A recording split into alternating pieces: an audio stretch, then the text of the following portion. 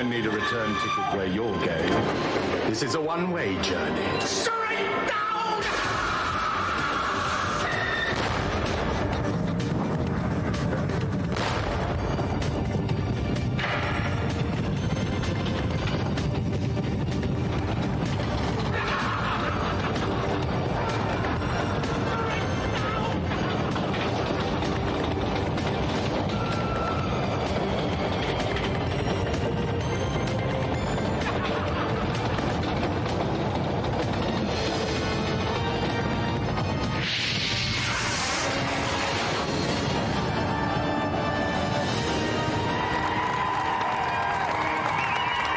Welcome to GamesMaster, Europe's premier light entertainment song and dance extravaganza with added flames.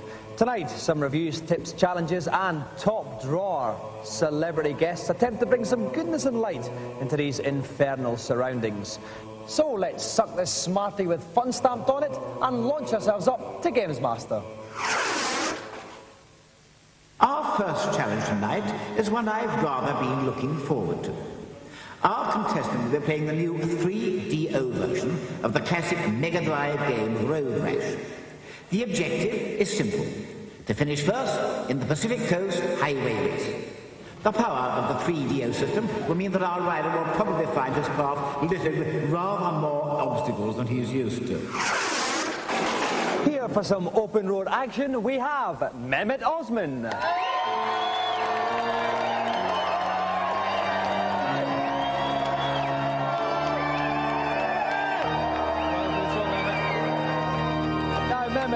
If you could be any famous person at all in another life, who would it be?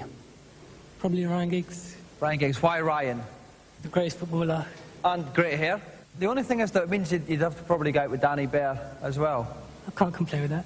No? It's all right, as long as you're not looking for stimulating conversation, I suppose. Right, while Mehmet gets ready in the saddle, we'll take a look at this week's news.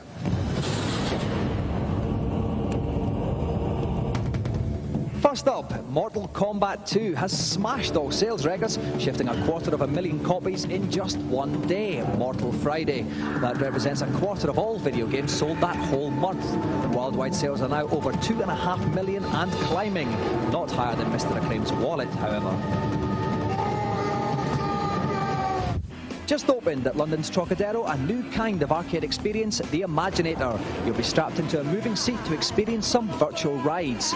And if this ride reminds you of GamesMaster's opening titles, that's because it was created on a Silicon graphics machine by the same people, the Belgian company Trix, the only good thing to come out of Belgium ever.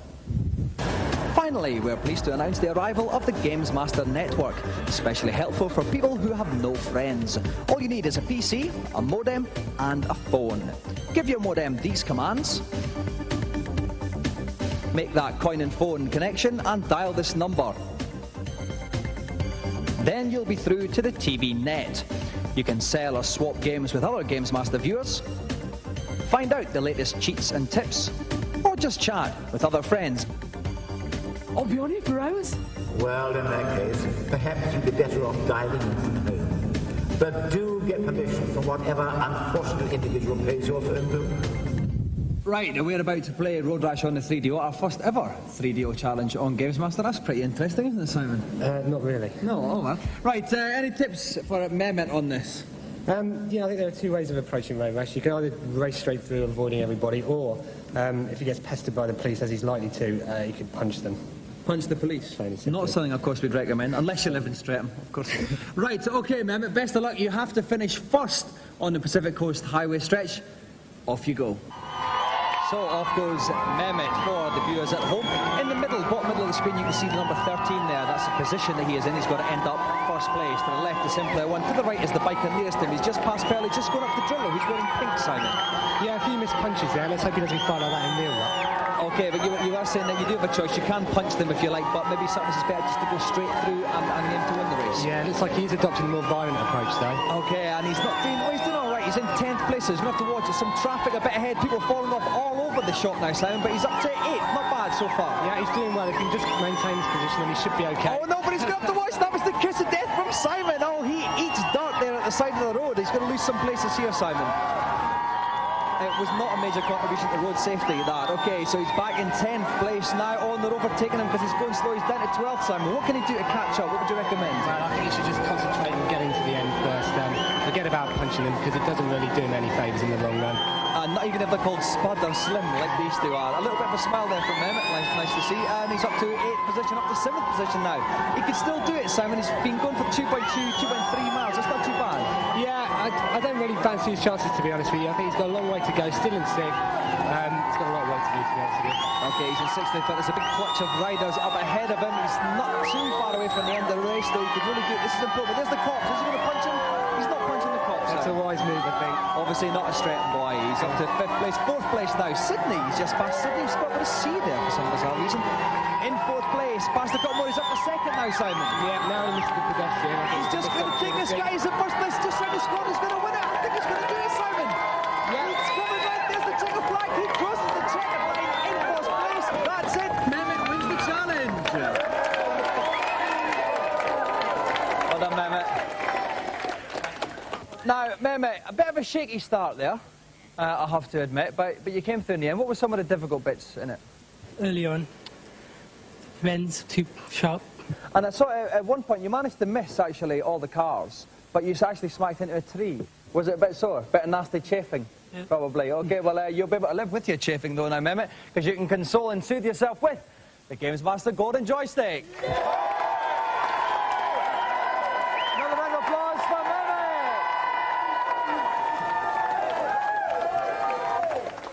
As another gaming bud bursts into bloom, let's tiptoe through the tulips in today's reviews. First up, it's strange that EA should choose to represent the 7.5-foot Shaquille O'Neal with a 2-inch sprite. But let's not split hairs. What's Shaq Fu really like? The characters are very fluid, and they look like real fighters, and the moves they use look more realistic than any game I've seen. There is a payoff in that the characters are slightly unresponsive and slow, and also they're so small. Games like Street Fighter and Mortal Kombat that feature big sprites are possibly a bit more playable because it's actually easier to see what's going on, and you can be more accurate with the blows you strike. Basically, you've got to have the gameplay there. It's no good having a game that just looks great. It's got to play great as well. I bet slam dunk this one in the bin if I were you.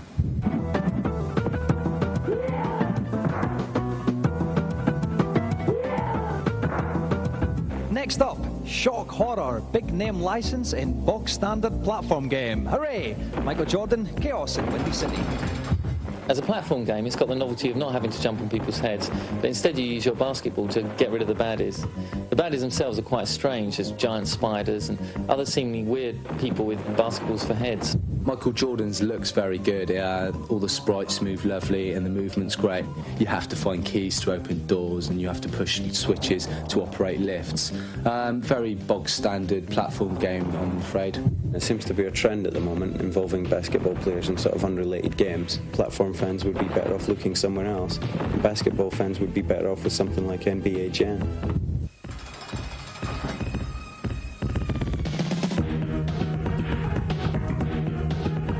Finally, travel through space, meet interesting new people, and kill them in the name of progress in Inferno. Inferno is the most incredibly fast, incredibly detailed and incredibly smooth PC shoot-'em-up so far, and it very much is a shoot-'em-up. It has simulation overtones, but there's so much blasting to do and so many sort of alien baddies to kill that no one's going to get bored except perhaps flight simulation enthusiasts. With over 700 missions, well, stages actually, that you can access during the evolutionary period of the game, this is very in-depth and will take up a lot of your time. If you're into these sort of games, then this is obviously for you. Go out and buy it now.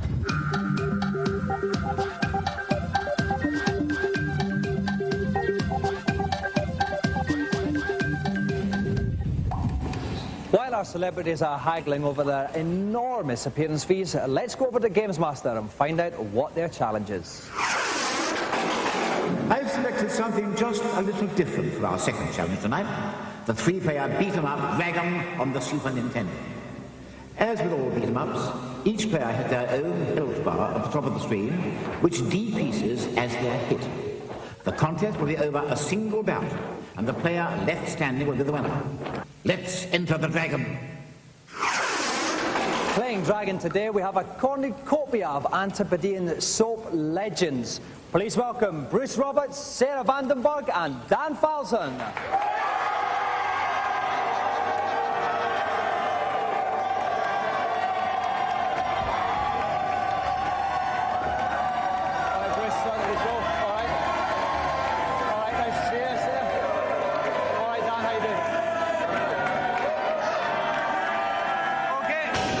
Let's start with you, Bruce. I'm always interested in getting gossip on the Australian soaps. Who was the most unpopular person in the home and away cast? A guy who came in to play the veterinary surgeon once and told Ben and Carly that their chickens had chicken cholera. I'd say he was the most unpopular. I never liked Matt Stevenson, because I'll say one thing about you, Bruce. You had very good hair for home and away. I have very good hair. Yeah, most other people in home and away had really bad hair, like Matt Stevenson, a really lank kind of thing. Do you know what I mean? So I never liked him. Yeah. You know? Oh, they're all chipping in now. They're all dissing your show. Let's go into you now, Sarah. Over here, with all due respect to Bruce, Neighbours is seen as slightly superior to home and away. Why is that, do you think? Bruce is nodding in agreement there, actually. You're never doing that. I think it's because it was the first one to come out, and we had Kylie and Jason. Yeah. I think that's the reason. And Helen Daniels. Oh, of course. With her amazing heart attack, which made her mouth turn go like that, and that was all it did. Anyway, on to you, Dan. Dan, you're a bit of a Jack the Lad in Neighbours. Is there any girl on the set whose tonsils you haven't tickled yet but would like to? I'm still getting there, but I've still got Sarah to go. We never got there. No. We're just family in the show, aren't we? Yeah. We're fine. Okay, well, while we see how this menage a trois develops, we'll go to a commercial break.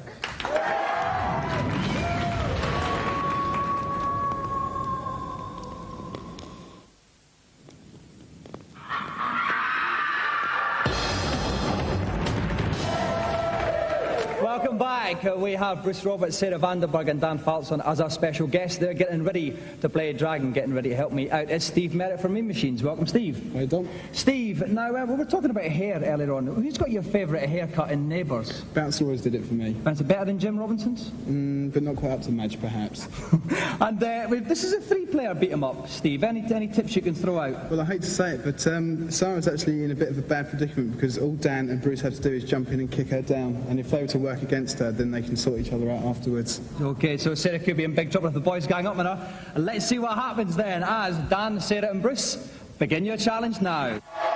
Okay, so Bruce is on the left in the grey trunks, Sarah's on the blue shorts, and Dan is in the red shorts. There's a lot of acrobatics going on at the moment, and that was a particularly nice double kick. Nice double kick by Dan, that was a back in the red shorts. And Sarah's actually really quiet at the moment. You'll also notice that the blue bar underneath the red bar indicates that they can, when it's full, pick up a power weapon, such as nunchuckers, for instance. Okay, at the moment, Sarah's actually doing better. She's doing very well indeed. She's certainly holding her own. And they haven't ganged up on her yet, though? No, they really should get in for a bit of 2-on-1, I reckon, because they're not good to hit her after. From Bruce in the grey. It's like a village people convention at the moment. And it's getting all a bit scrappy, though. There's no thinking here. It's like a playground fight. This is not worthy of Bruce Lee. And it's not a terribly intelligent fight they're fighting. Sarah's actually going to go down, I think. I think she's going to stay down. Yes, Sarah doesn't have much energy left. She's got back up for one final fling. Oh, dear. Pretty low, but Bruce is in the lead just now. It's home and away being Neighbours. A really good way to finish it off is when your opponent's lying down, you can jump on their neck. It really saps their energy. Sarah's going to have to watch it. Her bar's in the middle. The best thing she can do is stay out now.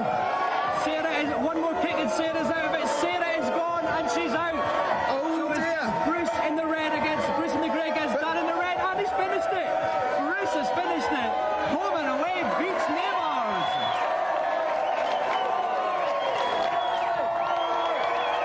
Bad luck, Dan. Bad luck, Sarah. Well done, Bruce. Now, Dan, we'll start with you. You nearly did it. It was very close in the end there between you and Bruce. What happened then? Oh, we're just going to team up a bit better sometimes. That's about it. I must admit, the team-up was a bit lacking. And as for you, Sarah, you started off brilliantly, then you went all Helen Daniels after a while. What went wrong? I think these guys sort of malfunctioned my control. Yeah, sort of that. They cheated. Yeah, well, you've got one person that agrees with you. We've obviously managed to let another Australian slip through the security. Bruce, you had no problems at all, though, there. Does this mean that home and away is actually a far sterner stuff than Neighbours? Well, just around the surf club during breaks in the filming, we used to get down on the old Matt Mania. More time. We're too busy working, you know. Too busy.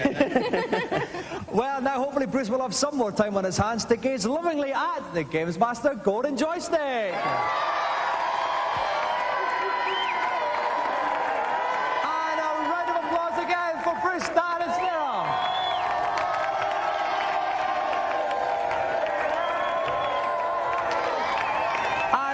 Beatles once sang, you get by with little help from your friends. For those of you with no friends, here's the consultation zone.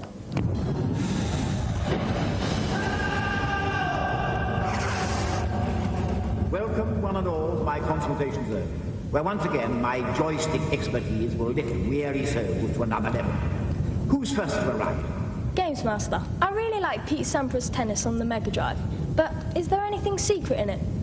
How about 2 secret games hidden inside? First, on the main menu, select World Tour. Now choose any player, but don't enter your name. Select Yes to entering a password, and enter Zeppelin. This isn't just a lot of hot air, but the way you gain access to the secret options on the main menu. Huge Tour is a massive tournament in which up to 8 people can play. Select Crazy Tennis, and you'll find yourself playing with some very strange characters and the biggest racket on the circuit. That's cool. Time for new balls, please. GamesMaster, I'm a bit worried because I keep kicking the ball out of the pitch on FIFA Soccer and the Mega CD. You must be able to help me. Well, try this. Go to the options screen and enter this code, CC, CB, AA, AB. Now, when you play the game, you'll find there's an invisible wall surrounding the pitch. You can bounce your balls off it as much as you like. Satisfied? Thanks, GamesMaster. That's wicked. Next. I have a problem with Mighty Max on the Game Boy. On the second rim of the Hannick World, I keep getting stuck. What do I do? This one's easy. First of all, you must push the trampoline until it's on the top of the last box but one. Jump up, walk across, and swap your bag for the duck. You'll need the duck later. Walk back and wait at the 3rd brick from the right. Lo and behold, the lively fellow will magically float up and take you to the door you've been wanting to reach. Easy when you know how, don't you think? Nice one, GamesMaster. Thanks. That's enough wisdom for one session. I'll be back soon. See you anon. Now, before we set sail to End of Show Island, it's time for a final trip to GamesMaster. My final challenge for today is the truly primitive arcade game, Primal Rage. The 2 characters I've selected, Diablo and Blizzard, are not likely to make it beyond the Ice Age, but they've got plenty of stamina when it comes to a good old beat-em-up. As always, players have 3 rounds to secure their opponent's extinction. Our final pair of challengers then are Paul Russell and Edo Zucker.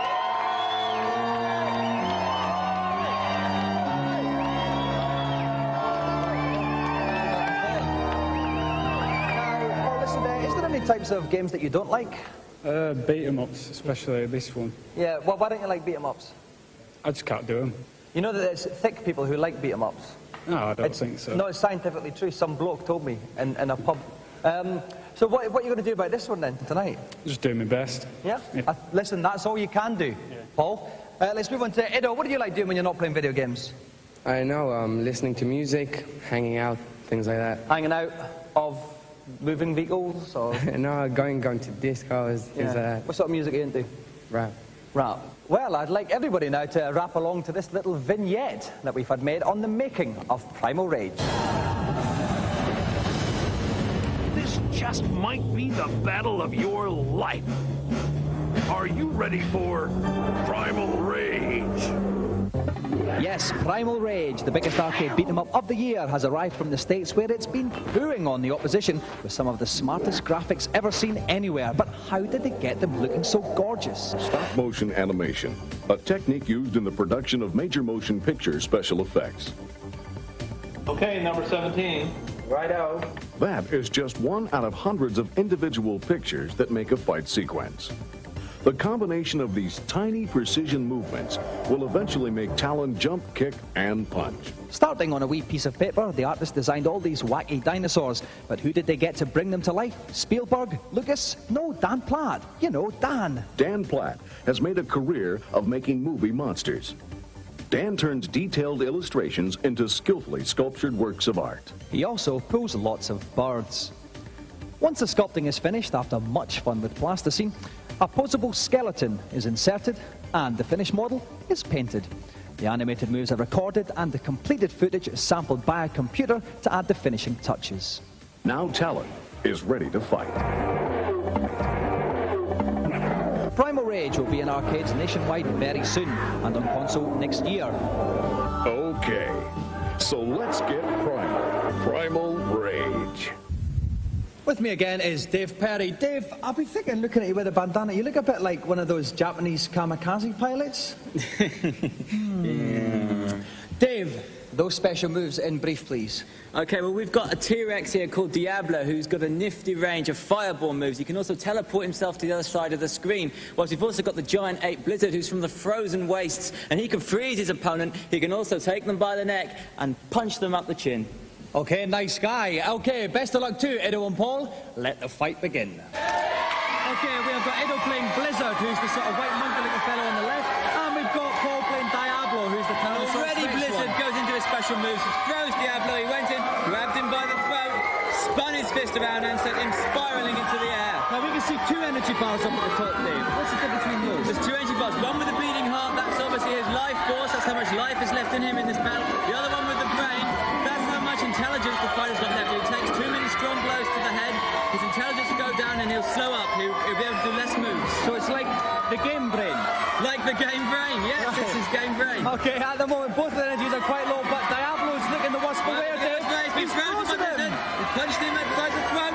Diablo's coming back with some stabbing bites at Blizzard. Oh, yes, but both Blizzard's energies right down now again. Both their brain I think this is Diablo. Both to the ground. Blizzard takes the first one, 1-0 to Edo. Off we go for about two. About Diablo must win. Oh, he's in there again with the freeze move again. A bit early on as a vengeance bat. Once you lose, the second bat's always called a vengeance bat because you have to go for it. You have to get revenge. Okay, Diablo's got to get right in there at the neck. Diablo's not really getting in there on Blizzard. I think he's a little bit wary now, having lost the first bat. Blizzard's tossing him about there. He's going in the other corner. He's going to use a special move. No, he winds up. Come right up in the air and he's down. And Diablo's energy bar at the top is very low. So what's Diablo got to do, Dave? What would you recommend? Well, what Diablo's got is he's got these fireballs, but he's not using them. He should be keeping his distance from Blizzard. Oh, it's going to be too because every time he goes in, that's what happens to him. He gets punched up into the air. He's got to use his fireballs. So low, this could be it for Paul. He's got to hit Blizzard. Edo, well, I think this is going to be it. Blizzard will kick him. Diablo gets up, go down again. He wishes out, which means that by 2-0, Edo is the winner.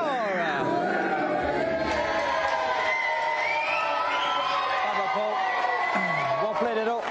Nice one. Okay, now, Paul, if your performance was a bag of crisps, what flavour would it be? Probably plain, because I couldn't get my special moves pulled off. Very good answer. I was going to say empty bag. Edo, if your performance was a bag of crisps, which flavour would that be?